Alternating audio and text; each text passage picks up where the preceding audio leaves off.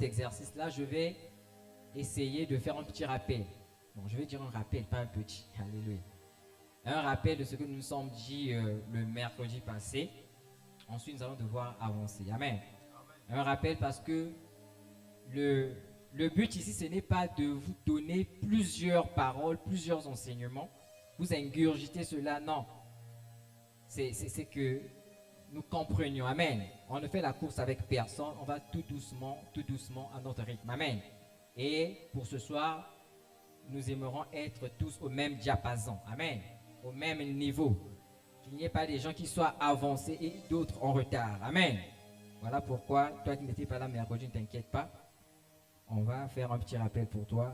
Et ensuite, ensemble, nous allons devoir avancer. Amen. Alors, sans plutôt tarder, bien-aimé dans le Seigneur, je vais t'inviter très respectueusement de te lever. Nous allons prendre quelques portions des Saintes Écritures. Nous sommes dans l'Évangile selon Matthieu, au chapitre 22. Évangile selon Matthieu, au chapitre 22. Nous allons prendre à partir du verset 35. Évangile selon Matthieu, à partir du chapitre 22, verset 35 au verset 39. Vous y êtes. Vous y êtes. Et vous ne répondez pas. Vous ne dites pas nous, nous y êtes. Vous dites nous. Ah, c'est ça. Alléluia. Est-ce que tu peux acclamer d'abord pour toi-même? Amen. Alors, Évangile selon Matthieu chapitre 22, à partir du verset 35, disais-je. La Bible dit, maître. Non, là je suis au verset. Voilà. L'un d'eux, un maître de la loi, veut tendre un piège à Jésus et lui demande, maître, dans la loi, quel est le commandement le plus important? Jésus lui répond, tu dois aimer le Seigneur ton Dieu de tout ton cœur, de tout ton être et de toute ton intelligence. C'est le plus important et le premier des commandements. Et voici le deuxième commandement, qui est aussi important que le premier. Tu dois aimer ton prochain comme toi-même. Oh, on peut continuer encore au verset 40. Il dit, toute la loi de Moïse et tout l'enseignement des prophètes dépend de ces deux commandements. Amen. Alors, on va encore prendre rapidement un autre passage. Nous sommes dans le livre de Éphésiens. Éphésiens chapitre 3. En principe, c'est du verset 1er au 21e verset. Mais comme je disais tantôt, parce que nous allons faire nous sommes dans l'économie du temps, nous allons devoir faire une lecture elliptique. Nous allons sauter des versets. En tout cas, on va prendre juste à partir du verset 18. Donc, Éphésiens, l'épître aux Éphésiens chapitre 3. C'est du 1er au 21e verset, au 21e verset pour toi qui écris. Mais nous allons tout simplement lire le verset 18 et le verset 19. Amen. Alors, la Bible dit ceci. Verset 18. Alors, vous serez capable de comprendre avec tous les chrétiens la largeur, la longueur, la hauteur et la profondeur de l'amour du Christ. Vous connaîtrez cet amour qui dépasse tout ce qu'on peut connaître. Vous recevrez toute la vie de Dieu et il habitera totalement en vous. Amen.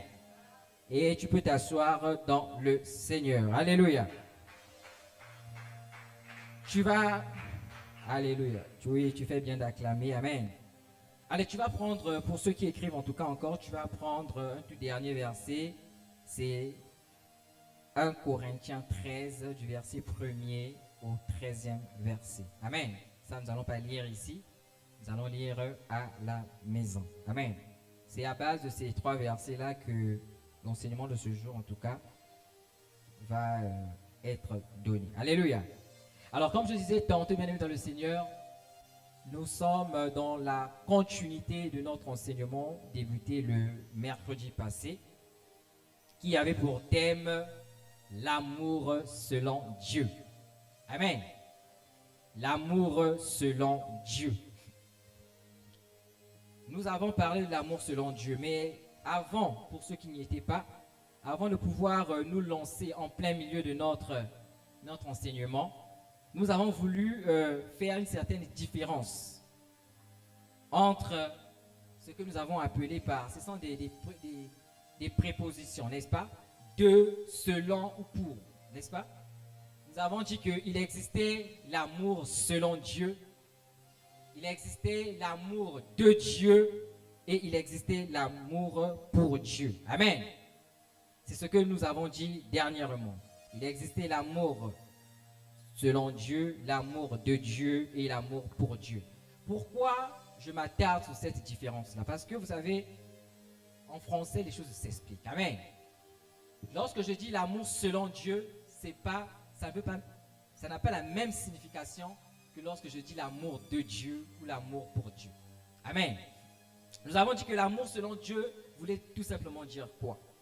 C'était la manière dont Dieu voyait l'amour, la manière dont Dieu concevait l'amour, la manière dont Dieu définissait l'amour. Alléluia. Quand on dit selon Dieu, amen, de la manière de Dieu, amen. Pourquoi il était important de parler de ça? Parce que, bien aimé dans le Seigneur, la Bible nous dit que de la même manière que les cieux sont éloignés de la terre, de la même manière que les pensées de l'Éternel sont éloignées des pensées de l'homme. Amen. Bien aimé, nous ne pensons pas toujours de la même manière que Dieu. Amen.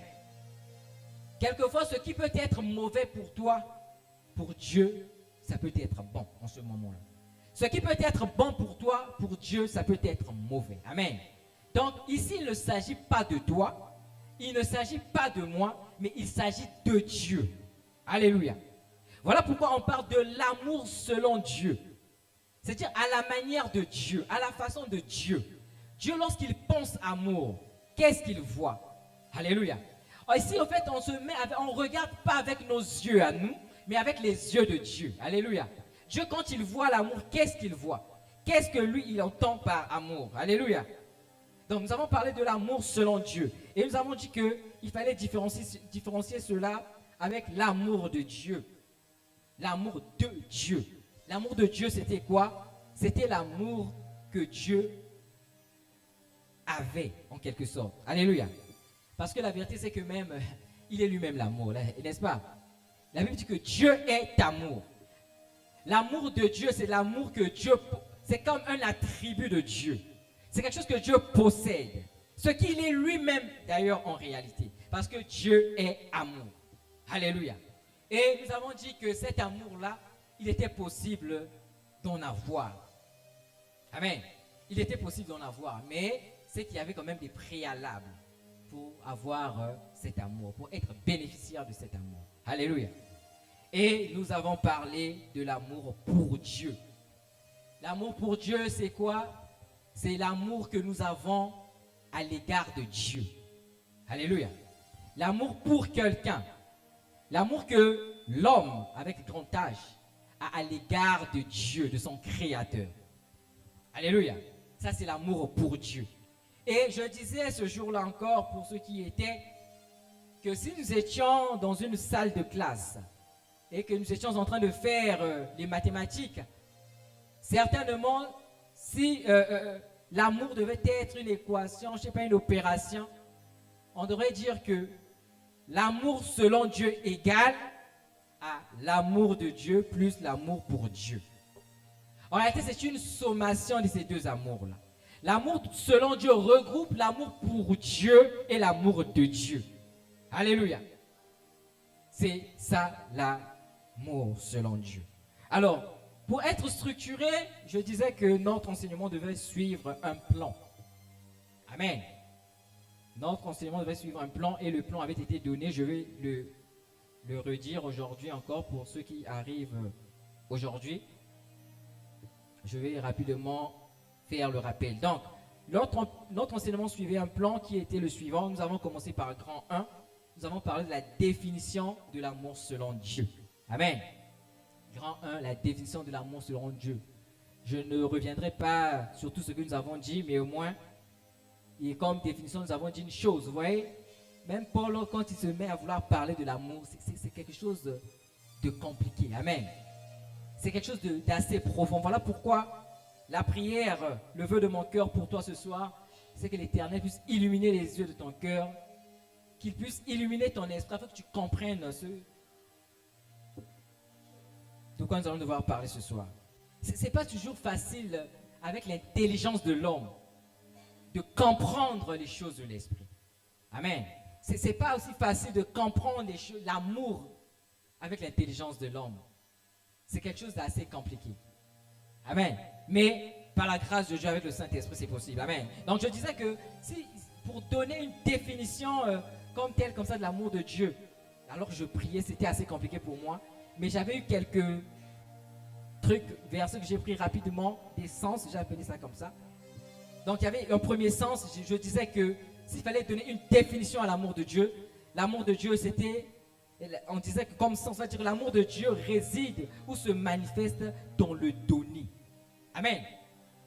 S'il fallait donner des définitions, c'est compliqué. Mais essayons de comprendre cela. Essayons de donner des sens à l'amour de Dieu. Amen. Afin de comprendre. On va dire que l'amour de Dieu, en fait, ça réside, ça se trouve, ça se manifeste même, au mieux dirais-je, par le donner. Amen. Et c'est savoir se donner. Voilà pourquoi, dans l'évangile selon Jean, au chapitre 3, verset 16, la Bible dit que car Dieu a tant aimé le monde qu'il a donné son Fils unique. Amen.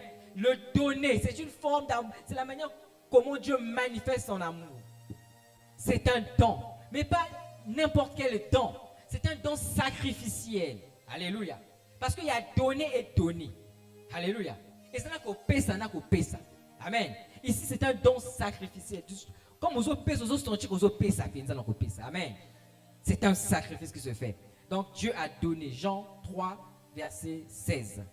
Et le deuxième sens que je donnais à l'amour de Dieu, c'est que je disais que l'amour de Dieu est plus qu'un simple sentiment, plus qu'une simple émotion. L'amour de Dieu, en réalité, c'est une personne. Alléluia. L'amour de Dieu, c'est une personne. C'est Christ Jésus. Alléluia. Jésus-Christ est la manifestation physique de l'amour de Dieu. Amen. C'est une personne.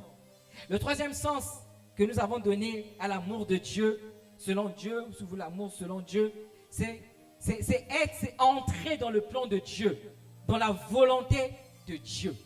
C'est-à-dire, c'est savoir faire ce que Dieu dit de faire. Quand Dieu dit que tu l'aimes, c'est facile. Je veux dire que c'est quelque chose de simpliste, de quelque chose de... Non, dire à quelqu'un je t'aime, c'est trop facile. Amen. Dieu, quand il veut que tu dises que tu l'aimes, dans sa manière à lui de concevoir l'amour, dans son amour à lui, quand il dit que tu l'aimes, il sous-entend que tu fais ce qu'il te demande de faire. Que tu fasses sa volonté. Alléluia. C'est ça, aimer selon Dieu. Si Dieu te dit lève-toi, toi tu t'assois, ça c'est pas aimer pour Dieu. Ça peut paraître quelque chose de banal, mais pour Dieu c'est quelque chose d'important. Amen. Parce que tu fais sa volonté. Bien-aimé dans le Seigneur, quelqu'un a dit une chose une fois, mais Dieu connaît tout, il est omniscient. Il savait que Ève, alléluia, devait manger le fruit de l'arbre là. Pourquoi Dieu n'avait pas seulement enlevé cela? Amen. Pourquoi? Non, mais Dieu voulait aussi quelque part voir l'obéissance. Amen. Parce que l'obéissance vaut mieux que les sacrifices. L'obéissance, on a la facilité d'obéir à quelqu'un lorsqu'on l'aime. Alléluia. Donc il voulait quelquefois aussi un peu jauger le niveau de l'amour. Alléluia.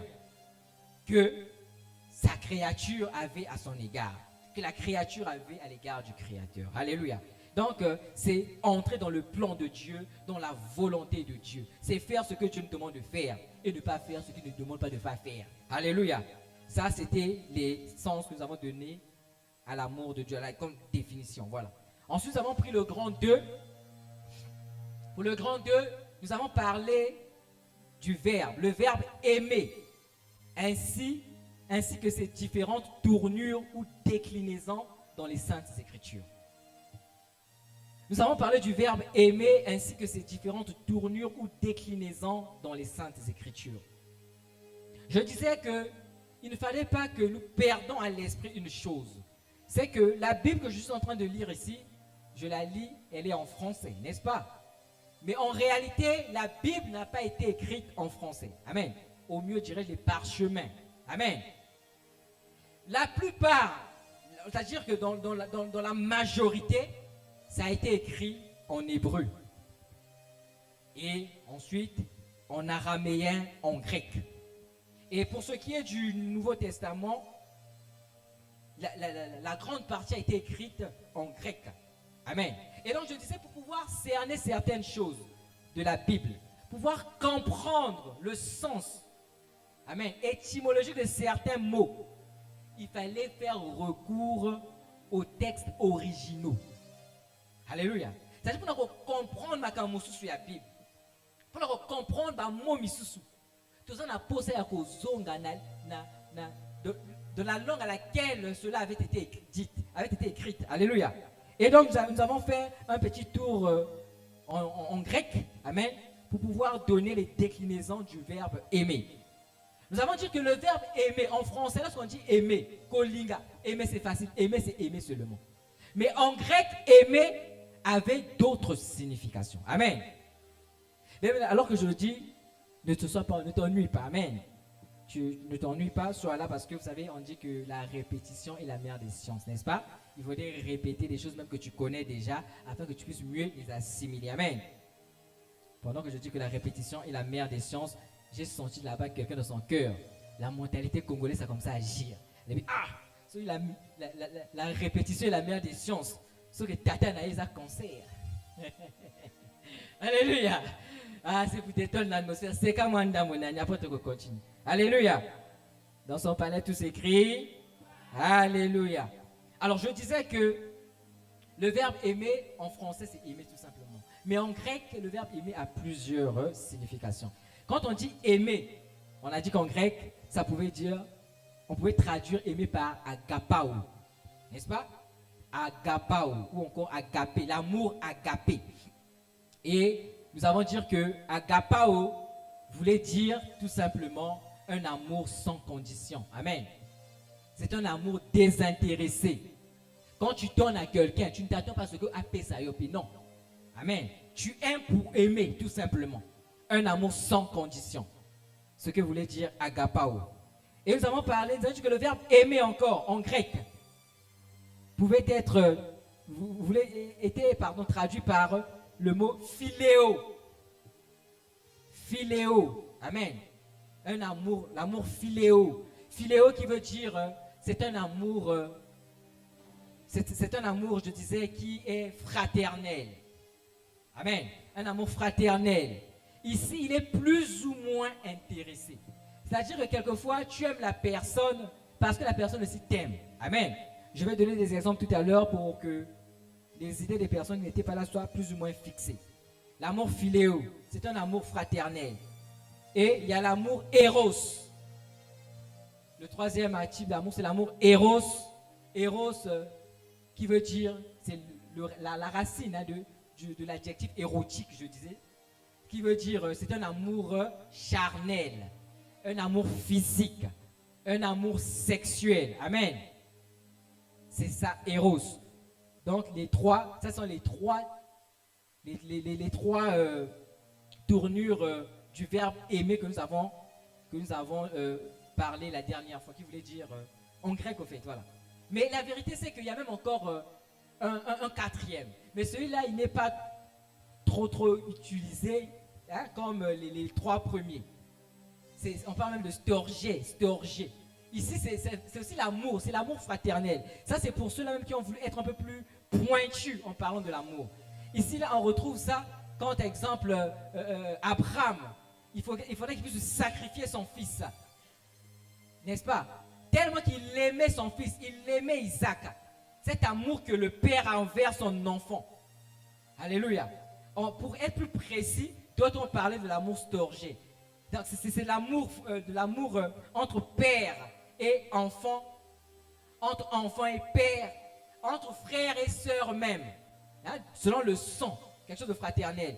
Mais certains, vous allez voir que quand vous lisez la Bible avec ces mots-là, d'autres qui mettent storgé, d'autres qui mettent philéo, pour dire aussi que l'amour fraternel, c'est un tout petit peu mélangé là. Mais c'est quelque chose de bien précisé dans la Bible. Amen.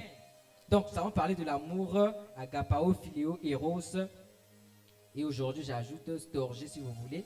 l'amour du père vers ses enfants, des enfants vers les pères, l'amour de frères et sœurs, de famille, pas frères biologiques. Alléluia. Et pour les différents types d'amour, nous avons donné des exemples dans la parole de Dieu. Pour l'amour agapao, nous avons pris Jean 3,16, le fameux verset que nous tous nous aimons et que nous connaissons. Car Dieu a tant aimé le monde. Le verbe aimer utilisé ici, c'est agapao. Amen. Dieu a aimé sans intérêt. Et le deuxième, l'amour philéo, nous avons aussi donné un verset. Nous avons pris 1 Samuel 18, verset 1. La Bible dit que David avait achevé de parler à Saoul et dès lors l'âme de Jonathan fut attachée à l'âme de David. Et Jonathan l'aima. Le verbe qui est utilisé ici, lorsque vous lisez avec votre Bible en grec, vous allez voir que c'est philéo. Amen. Il l'aima comme son âme. Et le troisième exemple, c'est pour l'amour éros. Nous avons pris Genèse 24, verset 68. On dit que Isaac conduisit Rebecca dans la tente de Sarah, sa mère. Il prit Rebecca, qui devint sa femme, et il l'aima. Amen. Ainsi fut consolé Isaac après avoir perdu sa mère. Aima là ici, le verbe aimer c'est éros. Isaac aima Rebecca d'un amour sexuel, d'un amour charnel, d'un amour physique. Amen. Et je disais qu'il était important de connaître les déclinaisons de ce verbe aimer là en grec. Pourquoi? Parce qu'en grec, quand on dit aimer, ce n'est pas seulement aimer. Si tu ne connais pas ça, c'est que le truc c'est quoi? Lorsque tu dis aimer, exemple, je donnais un exemple aussi simple, pratique. Je disais que la manière dont j'aime ma femme, ce n'est pas de la même manière que j'aime ma fille, ce n'est pas de la même manière que j'aime Dieu. Amen. En français, aimer, c'est seulement aimer. Je dis que j'aime Dieu, c'est aimer. J'aime ma femme, c'est aimer. J'aime ma fille, c'est aimer. Mais en réalité, si je dis ça en utilisant, c'est-à-dire la traduction grecque, je dirais pour ma femme, j'aime ma femme éros. Amen. Aimer, c'est éros, parce que je l'aime charnellement. Pour Dieu, je dirais agapao. J'aime Dieu sans condition. Alléluia. Ah oui, je disais que c'est possible d'aimer Dieu sans condition. Alléluia. Mais il y a des préalables. Il faudrait être chrétien. On va voir cela. Il faudrait avoir le Saint-Esprit. C'est le Saint-Esprit qui nous aide à aimer comme Dieu. Aimer comme Dieu aime. Alléluia. Donne amour sans intérêt. Amen. Donc je peux dire que j'aime Dieu sans condition. Mais quand il s'agit de ma fille, je ne dirais pas. Je dirais que j'aime ma fille, comme tout à l'heure j'ai dit, on peut dire storgé, n'est-ce pas? Pour dire l'amour du père envers sa fille, mais je peux aussi utiliser philéo.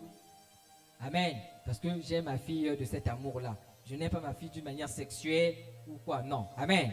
Donc, voilà un tout petit peu ce que nous avons dit. Et comme verset pour pouvoir étayer ce que je suis en train de dire, on avait pris Jean 21, verset 17. La Bible dit que il lui dit pour la 3e fois, Simon, fils de Jonas, m'aimes-tu? M'aimes-tu? Ça c'est Jésus qui parle. Alléluia. À Pierre. Il dit m'aimes-tu? Et le verbe aimer ici c'est agapao. M'aimes-tu? Agapao. Alléluia. Pierre fut attristé de ce qu'il avait dit pour la 3e fois. M'aimes-tu? C'est-à-dire agapao. Et il lui répondit, Seigneur, tu sais toutes choses, tu sais que je t'aime. Et je disais que Pierre, ici, pour répondre, il n'a pas utilisé le verbe agapao. Il a utilisé le verbe philéo. Mais lorsqu'on lit cela en français, tout c'est aimer, aimer. Mais lorsque tu lis cela en grec, tu vas voir qu'on n'écrit pas agapao cette fois-ci, on écrit philéo. Amen. Parce que je disais une chose, c'est que Pierre, la vérité, quelquefois, c'est que parfois il n'aimait pas Jésus pour aimer, c'est-à-dire sans intérêt. Non, Pierre quelquefois aimait Jésus parce que Jésus faisait du bien. Amen. Bien aimé, je disais une chose. Bien aimé, Pierre c'était quelqu'un qui avait pour profession être pêcheur. Il pêchait du poisson, n'est-ce pas? Mais quand il était pêcheur, vous savez, dans la société quelquefois, nous sommes jugés, c'est-à-dire qu'on te donne un respect par rapport à ce que tu fais. Ce qui d'ailleurs n'est pas normal. Mais il y a des gens qui sont comme ça. Amen. Donc il y a des gens quelquefois qui pouvaient considérer Pierre au niveau de pêcheur, à ça qu'à pêcheur. Mais depuis que ce Pierre qui est pécheur, celui qui semblait être négligé dans la société, depuis qu'il a commencé à marcher avec Jésus-Christ, il a eu une certaine notoriété. Il a eu une certaine autorité, un certain respect vis-à-vis des gens de sa cité. Mais quand c'est comme ça, bien aimé, ma pécapé comme Mathieu, hein. Alléluia. Et tu ne veux pas quitter cette posture-là. Tu ne veux pas quitter cette position-là. Donc ça veut dire quelquefois, il se disait que moi, tant que je suis avec Jésus, je suis respecté. Donc, si je quitte le monsieur, on ne va pas nous respecter. Donc, quelquefois, ce qui faisait ce que Pierre puisse s'attacher à Jésus, qu'il puisse aimer Jésus, c'était la position que Jésus avait donnée à Pierre. Alléluia. Parfois, c'est ça. Parfois, c'était le fait que Jésus multipliait les pains et les poissons. Pierre, c'était quelqu'un qui aimait la nourriture. Alléluia. Pierre, c'était quelqu'un qui aimait pour lui ça. Mais qu'est-ce qu'il va faire? Il va aimer Jésus. Mais Jésus ne voulait pas que Pierre puisse l'aimer à ce niveau-là. Parce que c'était le plus bas niveau de l'amour. Aimer quelqu'un parce que quelqu'un me fait ceci. Non. Alléluia. Jésus voulait que Pierre puisse commencer à l'aimer avec un amour désintéressé. Un amour agapao. Alléluia. Et on va voir que Pierre, ce Pierre-là, qui hier avant la chambre haute, a aimé Jésus d'un amour filéo, d'un amour qui est plus ou moins intéressé. Au sortir de la chambre haute, lorsqu'il a été baptisé dans le Saint-Esprit, il a eu la capacité maintenant de pouvoir aimer Jésus d'un amour agapao, où il était prêt de donner même sa vie. Alléluia. Ce Pierre qui était timide, qui n'avait pas parlé, ce Pierre qui a renié Jésus 3 fois alors avant que le coq ne puisse chanter. Ce même Pierre pouvait venir pour dire maintenant là, ah, celui que vous avez crucifié, le Fils de Dieu, il pouvait parler avec courage et assurance. Alléluia. Parce que l'amour débordait maintenant. C'était plus un amour avec un intérêt. Il ne tenait plus compte de sa vie. À un certain moment, c'était Amen. Parce qu'il ne vivait plus pour lui. Alléluia. C'était un amour vrai, un amour agapao. Alléluia. C'était un amour agapao. Et ensuite, bien aimé, ça c'est là que nous sommes arrêtés. Alléluia. Et j'ai dit que on devrait aller au 3e point, c'est les différentes formes de l'amour selon Dieu. C'est dans la pensée de Dieu. Alléluia. Bien aimé dans le Seigneur, nous avons lu tout à l'heure dans l'Épître aux Éphésiens chapitre 3, verset 18, verset 19, c'est Paul qui parle. Alléluia. Alors que Paul, lorsqu'il parle, bien aimé dans le Seigneur, on va lire ça, vous allez voir, il utilise des termes qui nous rapprochent un tout petit peu vers la géométrie. Alléluia. Il parle de la largeur, de la longueur, de la profondeur, de la hauteur de l'amour de Dieu. Alléluia. Paul parle de cela. Il parle des dimensions de l'amour de Dieu. Donc, il est en train de nous parler de ces choses-là. Donc, l'amour de Dieu a une longueur. L'amour de Dieu a une largeur. L'amour de Dieu a une hauteur, a une profondeur. Alléluia. Oui, l'amour de Dieu a ça. Alléluia. Et je disais dernièrement une chose. Vous savez, généralement, lorsqu'on parle de l'amour, on nous a appris à représenter l'amour par un cœur, n'est-ce pas? Le cœur. Mais alors que je priais, et vous savez, je demandais à Dieu de me faire comprendre ces choses-là. Il me disait, je vais te faire comprendre ces choses-là. Vous savez, les choses de l'esprit, quelquefois, Jésus disait que la nature ne vous enseigne-t-elle pas. Quelquefois, on a besoin de venir sur la terre, de prendre les exemples naturels, les exemples palpables, afin de pouvoir comprendre ces choses-là. Amen. Et Dieu me disait une chose, tu sais, en réalité. Amen. Quelqu'un a dit que dans le cœur de l'homme, il y a un vide à la forme de Dieu que seul Jésus peut remplir, n'est-ce pas? Ce vide-là, la vérité, c'est vraiment Dieu qui le remplit. Et ce vide-là, c'est vraiment le vide de la forme de l'amour. Et cette forme-là, l'Esprit me disait que c'est la forme de la croix christique. La croix christique, c'est quoi? La croix de Christ. Amen. Bien aimé, il y a plusieurs types de formes de croix. Alléluia. Il y a plusieurs types de formes. Mais la croix christique a une particularité que le Saint-Esprit m'enseigne. Alléluia. Et nous allons voir ça dans ce 3e point-là, les différentes formes de l'amour selon Dieu. C'est-à-dire que Dieu me disait, de la même manière que Paul, dans l'épître aux Éphésiens, parle des longueurs, des largeurs. C'est ça des formes, pour qu'on puisse comprendre, on puisse percer ce que c'est l'amour de Dieu. Dieu me disait, regarde la croix de Christ. pas toutes les croix. Regarde la croix de Christ, la croix christique. Elle est constituée essentiellement de 2 bâtons, n'est-ce pas? Il y a un bâton vertical et il y a un bâton horizontal. Bâton ou branche, c'est comme vous voyez. Amen. Horizontal et vertical. Horizontal, vertical. Et il me disait, c'est comme ça que Dieu, quand il pense à amour, lorsqu'il voit amour, c'est comme ça que Dieu voit. Avec les yeux de Dieu, voilà comment il voit l'amour. On va commencer par l'amour, donc l'amour vertical. Donc, j'aimerais bien commencer par l'amour vertical. Je préfère commencer par l'amour horizontal. Amen. On va aller crescendo. Il y a l'amour vertical et l'amour horizontal. On va commencer avec l'amour horizontal. Alléluia. C'est toujours dans le verset, hein? Matthieu 22. La Bible dit que tu aimeras le Seigneur ton Dieu de tout ton cœur, de toute ton âme, de toute ta pensée, n'est-ce pas? Et il dit que le deuxième verset, qui est semblable au premier, c'est quoi? Il dit que tu aimeras ton prochain comme toi-même. Donc, aimer le Seigneur ton Dieu de tout ton cœur, de toute ton âme, ça, c'est une forme de l'amour vertical. Amen. Mais on ne va pas d'abord commencer par ça. Et ensuite, tu aimeras ton prochain comme toi-même. Il s'agit de l'amour horizontal.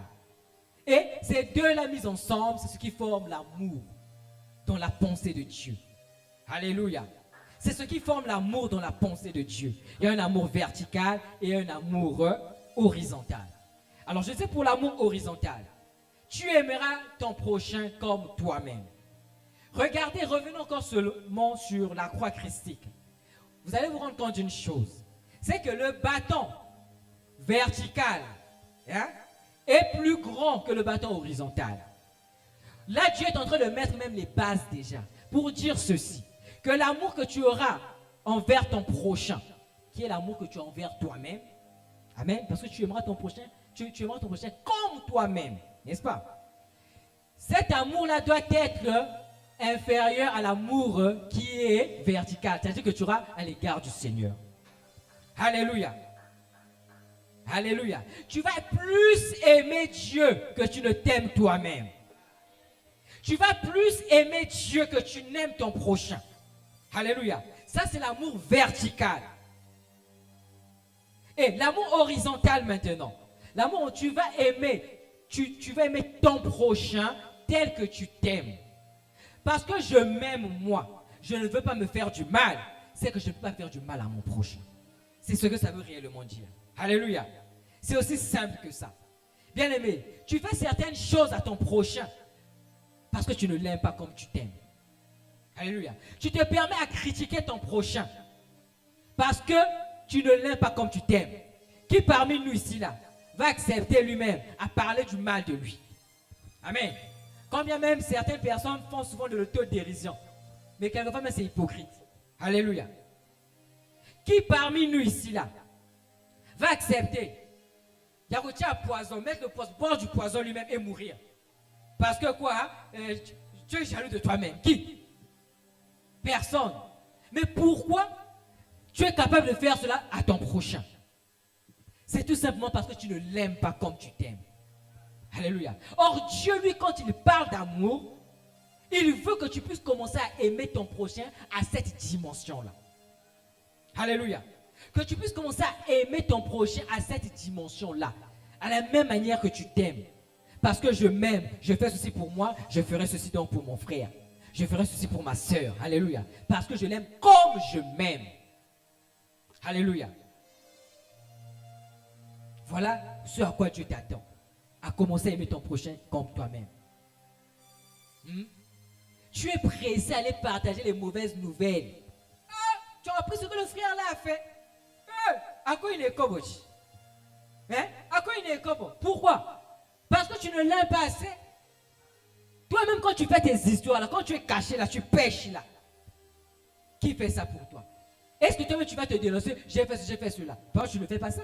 Mais pourquoi exposer la vie du frère comme ça? Tu peux prier pour lui. De la même manière que toi-même tu te répands, tu demandes pardon à Dieu lorsque tu branches. Alléluia. Apprenons à aimer tel que nous nous aimons. Nous aimons. Apprenons à aimer les autres tel que nous nous aimons. C'est comme ça que Dieu, lui, voit l'amour. Alléluia. Il veut que tu commences à aimer ton prochain tel que tu t'aimes. Que je t'aime tel que je m'aime. Que tu m'aimes tel que tu t'aimes. Alléluia. Nous devons faire ça. sans hypocrisie. Parce qu'il y en a trop d'hypocrisie, même dans le milieu des églises. Alléluia. On doit sortir de ça. Nous devons nous aimer pour de vrai. Alléluia. Nous aimer pour de vrai. Mais bien aimé, alors que je disais ça, alors que je priais encore, et ça sera même d'ailleurs l'un des sujets de nos prières ce soir, c'est que l'Esprit me disait une chose. Vous voyez, quelquefois, mais les hommes de ce monde ont dit ceci. Hein. Il y a un dicton qui dit que même la plus belle femme au monde ne donne que ce qu'elle a. Alléluia. Même la plus belle femme au monde ne donne que ce qu'elle a. Quelqu'un qui n'a réellement pas connu l'amour, ce sera difficile pour cette personne de donner l'amour. Quelquefois, deux personnes ne font pas ça sciemment. C'est tout simplement parce qu'elles n'ont pas connu c'est quoi l'amour. Alléluia. Elles n'ont pas connu c'est quoi l'amour. Voilà pourquoi elles agissent ainsi. Mais l'homme, Dieu a fait l'homme comme lui. Il a dit que 1 Thessaloniciens 5, je crois verset 20, Paul parlant, il dit ceci, il dit que, parlant de l'amour, parce que l'homme c'est un esprit, n'est-ce pas? C'est un esprit qui vit dans un corps et qui possède une âme. Alléluia. L'homme c'est un esprit qui vit dans un corps et qui possède une âme. Et vous savez, Paul dit ceci. On va lire cela rapidement. On va prendre 1 Thessaloniciens, chapitre 5. Regardons ce que Paul dit. Alléluia. Je disais que c'est un enseignement, on n'est pas précis, d'accord? On ne court avec personne.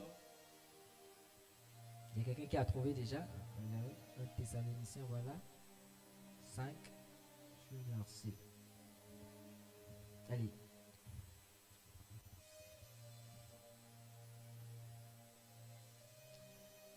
Voilà. Il dit ceci. J'ai la version. Non, je change de version. Oui, verset 23. 5, verset 23. Je change ma version. Voilà. Il dit ceci. Il dit que le Dieu de paix lui-même vous fasse vivre totalement pour lui. Amen. Chez vous, c'est écrit entièrement, n'est-ce pas? Qu'il garde toute votre personne, votre esprit, votre âme et votre corps. Alors, on ne pourra rien vous reprocher quand notre Seigneur Jésus reviendra. Alléluia. Je vais prendre encore une autre version. La version, la Bible français courant dit que Dieu, source de paix, fasse que vous soyez totalement à lui, qu'il garde votre être entier, l'esprit, l'âme et le corps irréprochables pour le jour où viendra notre Seigneur Jésus-Christ. Paul est en train de nous parler de l'être. Amen. Il est en train de parler ici, il déteste c'est quoi l'être. Il dit qu'en réalité, l'homme est tripartite. Alléluia. L'homme a trois parties. L'homme a trois dimensions. Il a une dimension où il est corps. Il a une dimension où il est âme, où il est esprit. Alléluia. Et Dieu connaît ces choses-là. Et Dieu prend soin de toutes ces choses-là. Alors, lorsqu'on parle maintenant de corps, il y a une définition pour ça. On parle de l'esprit, il y a une définition. On parle de l'âme, il y a une définition. Amen. Et pour ce soir, parce que nous sommes en train de parler de l'amour, nous allons apaisantir plus sur l'âme. L'âme, bien aimé dans le Seigneur. C'est quoi l'âme? L'âme, c'est le centre de nos sentiments. C'est le centre de nos émotions. Alléluia. C'est dans l'âme même que siège notre personnalité. Alléluia. C'est dans l'âme. Et l'esprit me disait une chose. Vous voyez, il ne faudrait pas demander à quelqu'un ce qu'elle ne sait faire. Même la plus belle femme au monde ne donne que ce qu'elle a. Je vous ai tenté une chose ici. Vous voyez, il y a certaines personnes qui n'arrivent pas à aimer, non pas parce qu'elles ne veulent pas aimer, tout simplement parce qu'elles ne savent pas comment aimer. Alléluia. Il y a des gens bien aimés qui n'arrivent pas à aimer. Pourquoi? Parce que pour pouvoir aimer, il faut d'abord commencer à t'aimer soi-même. Tant que toi-même tu ne t'aimes pas, tu ne pourras pas transmettre l'amour.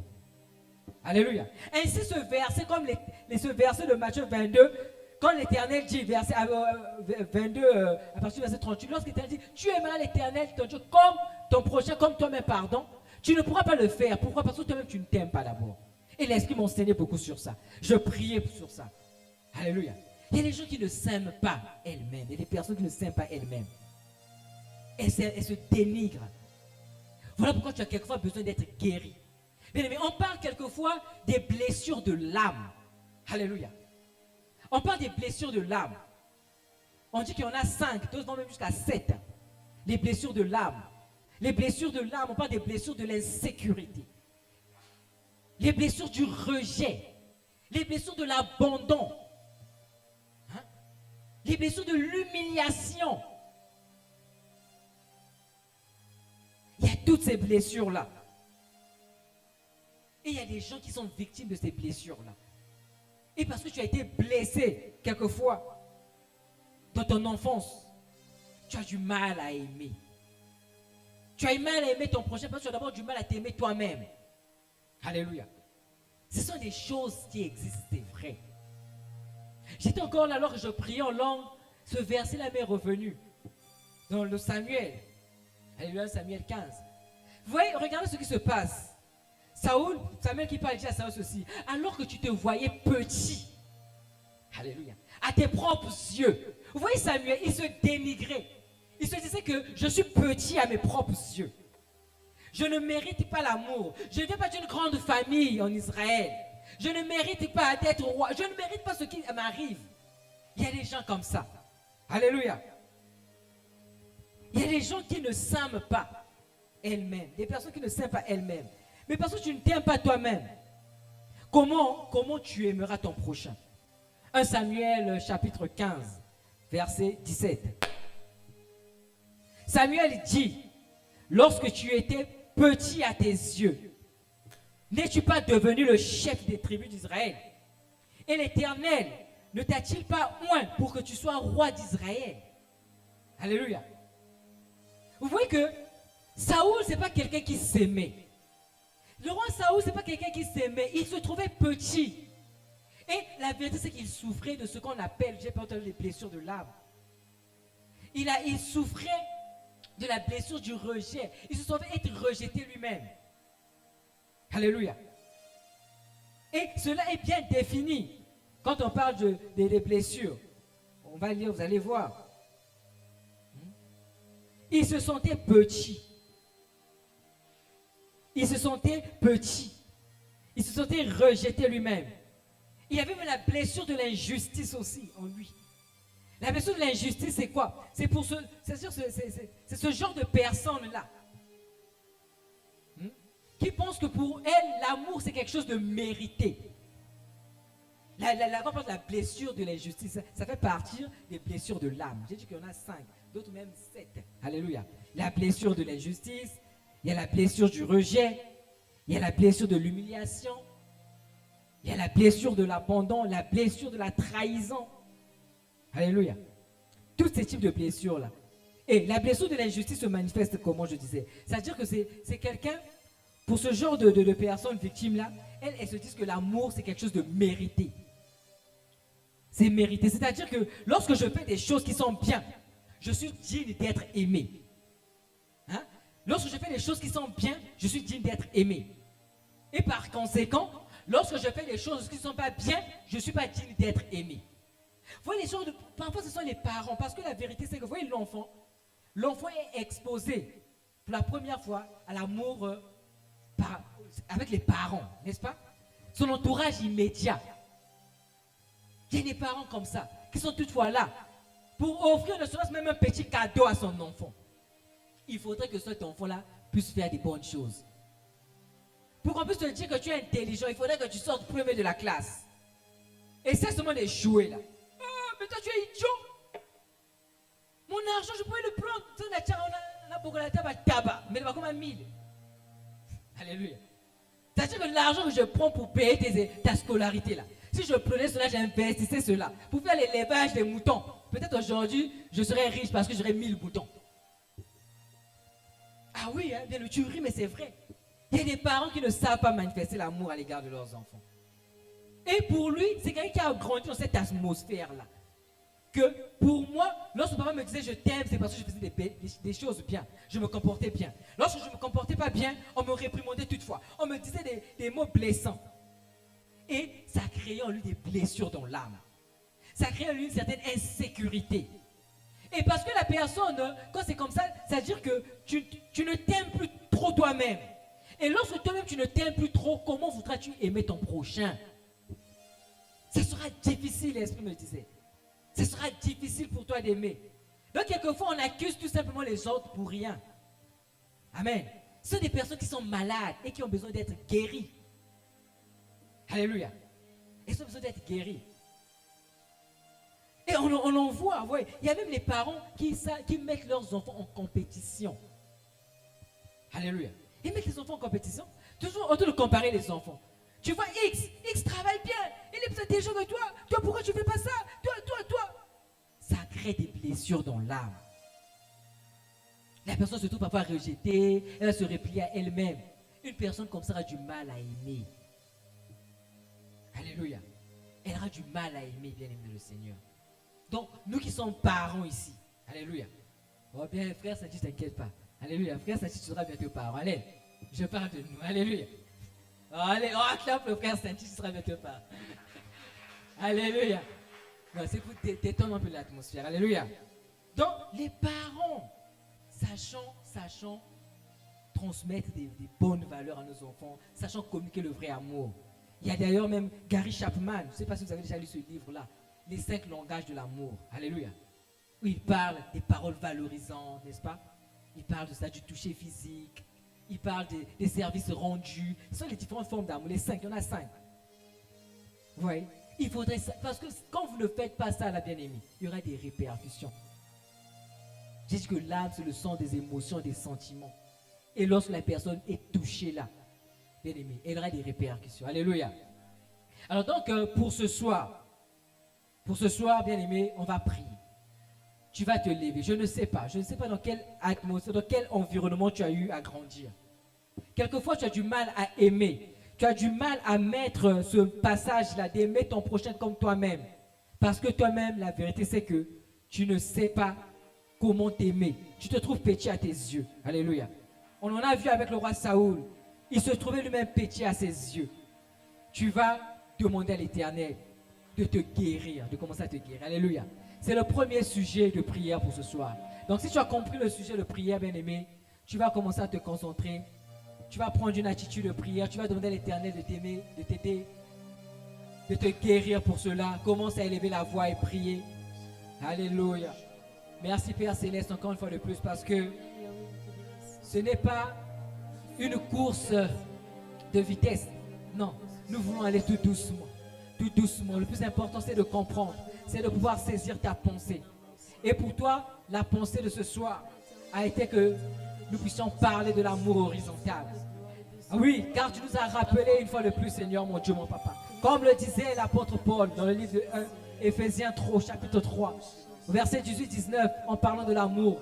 Il parle de l'amour comme étant quelque chose une figure géographique, comme quelque chose qui a une longueur, une largeur, des profondeurs et autres. Et parce que tu nous as dit encore, Père, Seigneur, la nature ne vous enseigne-t-elle pas que pour pouvoir quelquefois percevoir les choses de l'esprit, nous avons besoin de les ramener pour le physique. Tu nous as appris, Seigneur, mon Dieu, mon Papa, pour pouvoir comprendre l'amour selon toi. Nous avons besoin de nous tourner vers la croix christique, la croix de Christ, qui a 2 branches, une branche verticale et une branche horizontale. Une branche verticale pour dire que c'est ton amour. Mais pour ce soir, tu as voulu à ce que nous puissions nous apaisantir en ce qui est de l'amour horizontal. Oui, l'amour horizontal que nous retrouvons dans le livre, dans l'évangile selon Matthieu chapitre 22. La Bible dit ceci, tu aimeras ton prochain comme toi-même. Oui, j'aime mon prochain à la même mesure que je m'aime. Mais la vérité est celle-ci. C'est que quelquefois, l'homme ne donne que ce qu'il a. Bien aimé, si moi-même je ne sais pas m'aimer, Père, si moi-même je ne sais pas m'aimer, comment devrais-je aimer mon prochain? Ce n'est pas facile. Mais pour m'aimer, il faudra que moi aussi, quelque part, je puisse avoir au préalable reçu de l'amour. Mais il y a mon frère ici présent, ma soeur ici présente, quelquefois, qui n'a pas vécu dans cette atmosphère d'amour, qui a été blessé, qui est victime des blessures de l'âme, ne savant pas donner l'amour. Voilà, je te prie de guérir. Guéris mon frère. Guéris ma soeur, guéris-moi Seigneur de toutes ces sortes de blessures de l'âme, Père. Guéris Seigneur, que j'apprenne à me voir avec tes yeux, non pas avec mes propres yeux. Oui Seigneur, la Bible dit encore une chose dans 1 Samuel 15. Oui, Saoul se regardait avec des yeux de petitesse. Ils se regardaient comme venant de la famille la plus minérable, la plus misérable d'Israël. Mais toi, tu ne voyais pas Saoul de ces yeux-là, de cet œil-là. Seigneur, apprends-nous à te regarder comme tu nous regardes. Apprends-nous à nous aimer de l'amour que toi, tu nous aimes. Nous te le demandons, Seigneur. Pour ce faire, nous avons besoin que tu nous guérisses. Guéris, Seigneur. Guéris, guéris. Prie, prie, prie, bien-aimé. Demande à l'Éternel de te guérir. Guérir les blessures de l'âme. C'est ce pourquoi l'Éternel t'appelle ce soir. C'est le message qu'il a demandé pour toi ce soir. Continue à prier. Tu fais bien pour prier. Tu fais bien de prier. Tu fais bien de prier. Tu fais bien de prier. Marababa shakababa. Ribubu shakababa. Oh Saint-Esprit. Marakababa. Je m'attends.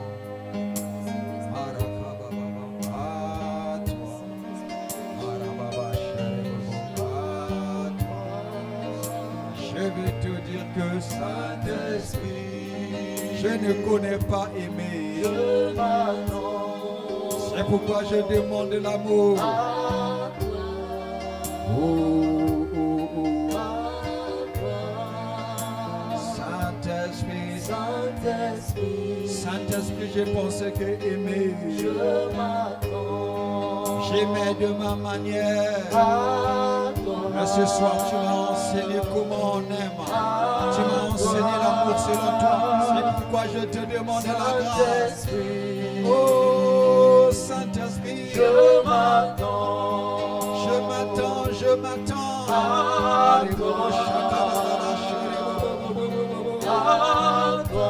Je reconnais que je ne connais pas aimer. Saint-Esprit, oh, moi je reconnais. Je m'attends. Je reconnais que je ne connais pas aimer. Autrefois, lorsque j'aimais, je pensais que c'était l'amour. Selon Dieu, j'aimais parce qu'on m'aimait. J'aimais parce qu'on me donnait. J'aimais parce qu'on me donnait. Je m'attends. Mais ce soir, tu m'as appris que ce n'est pas l'amour, c'est la Dieu. Ça, ce n'est pas aimer. Aimer, ce n'est pas ça. Aimer, on n'aime pas par intérêt, on n'aime pas par